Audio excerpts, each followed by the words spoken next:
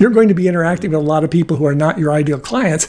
And along that path, you're going to be asking yourself, does this person meet enough of my criteria where I would like to take them on as a client? Increase sales, improve margins, and grow your business. Guaranteed. Top secrets of marketing and sales. Now, David Blaise. Hi, and welcome back. In today's episode, co-host Kevin Rosenquist and I will be discussing the topic of, are you speaking to your ideal clients? Welcome back, Kevin. Yeah, ideal clients. Isn't that what we're all looking for? Not always easy to find, though, but how do you define an ideal client, or how could someone define their ideal client, and why is it really important to know who that is? Yeah, I tend to use the term a lot because in the early stages of my business, when I was talking with clients, I'd be asking them about what they were looking for and all that sort of thing in terms of the customers that they wanted to be able to bring in. And most people have a pretty good idea of what it is that they're looking for. And I realized that whenever we do anything that talks about getting clients, it leaves out a key component, which is the kind of clients that we actually want to have. So I think of it in terms of ideal clients. An ideal client, that's a very personal thing. What's an ideal client for me? What's an ideal client for you? You may value certain traits over the traits that I value, right? So it's very likely to be different for you than it is for me. So when I use a word like ideal clients, I mean for whoever it is that's making that call, what is an ideal client? Is it somebody who is hyper-responsive? Is it somebody who is very open? Is it people who are willing to make decisions quickly? Is it somebody who is very eco-conscious? What are your criteria for what describes an ideal client for you? Because however you define it, you want to make sure that the messaging that you're putting out into the marketplace is designed to appeal to them as opposed to just anyone who can fog a mirror. I like that. Are there signs that someone might think they're speaking to an ideal client, but they're not? Well, there can be. I mean, there can be sort of false positives as you're going through this.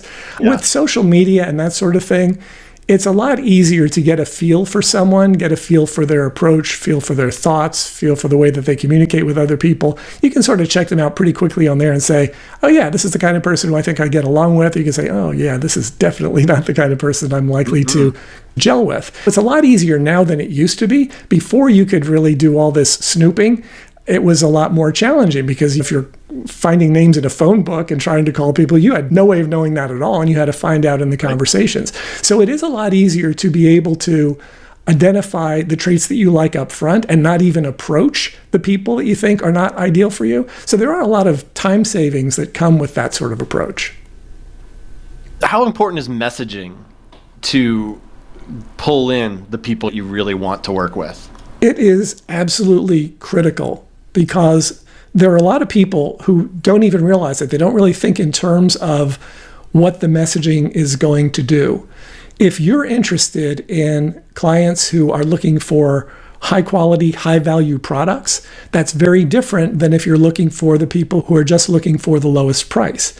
So if your messaging is talking about getting the lowest price, that's likely the type of prospect you're going to attract. If that's not what you want, then you want to make sure that your messaging is more in line with the type of people that you're looking for. Such a great point, because I think, we all can easily get caught up in, okay, what are the buzzwords that'll get people to talk to me? But if your buzzword is, we got the cheapest pricing, and you're looking for people that might have bigger spend capabilities, then you're not attracting the right person. Right. And another one that goes with that is fastest service, right? Fastest service, lowest pricing. It's like, okay, now I've got the cheapskates who want everything tomorrow. I mean, what is that going to do? What does it do for your positioning? Now, if those are actually your ideal clients, then by all means, knock yourself out. Actually, related to that topic, I have had clients who wanted to go in a direction like that. And so one of the things that we did is we helped them come up with a group of suppliers that they were able to utilize that they knew provided really fast service and, at least reasonable pricing. So that when they talked to their clients about that, and when a client expressed interest in that, they had this particular stable of people that they could go to. They didn't use them for everyone, obviously, but for people who did want to go that way, at least there was a process in place on the back end of the business to make sure that they could at least reasonably appear to be accomplishing what the customer was asking for. No offense to anyone out there, but a lot of times those people could be the most difficult to deal with, the people who want it fast and cheap. Right. So be careful what you wish for to some degree. Yep. Are there sort of general questions that anyone could ask to get a clearer idea of who their ideal client is? Well, yeah. I mean, you could start with personality traits. And again, I would just do this on a sheet of paper. What are the types of personality traits that I'm looking for? And sky's the limit here. You get to pick what types of clients you want to interact with. What type of client appears to you to be ideal? Are they communicative? I mean, I think that's a big one. We already had an entire podcast about that. Do they have money to spend? That was in the same podcast. Like those two things I think are relatively important.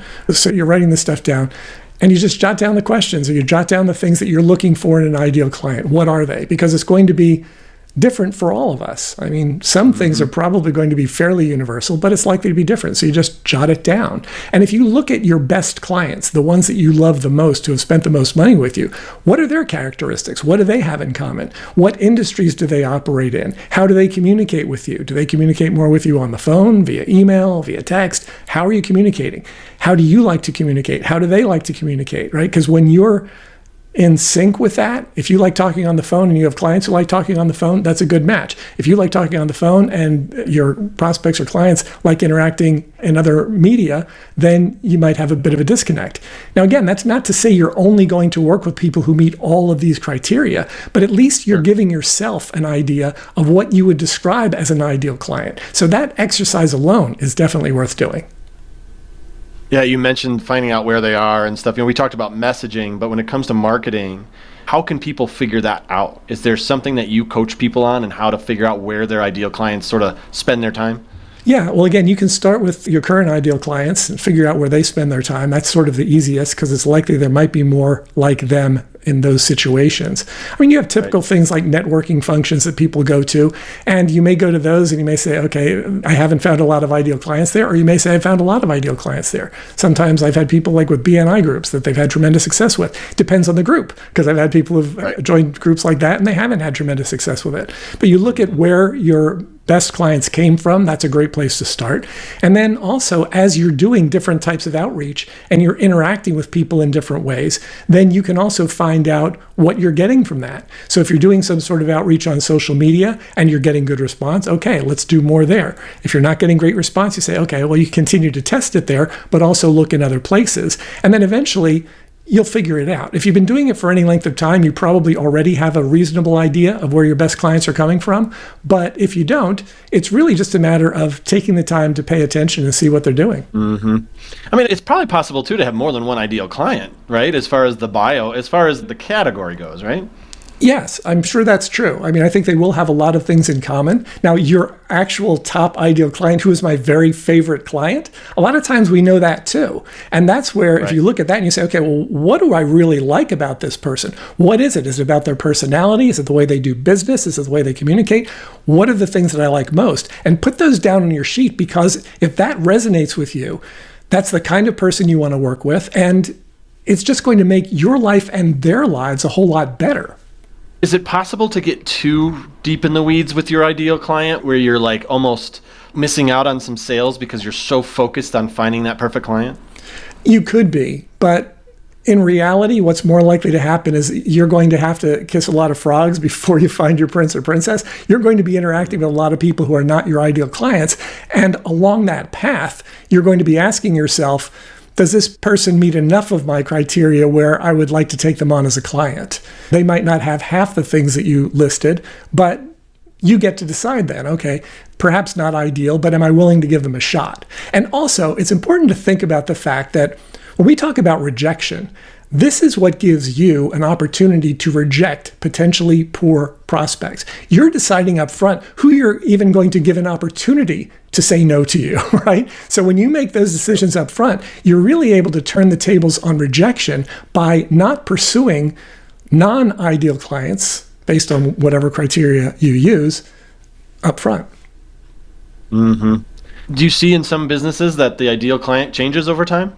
Well, sure. I mean, as we grow, as we evolve, we have different preferences and things like that.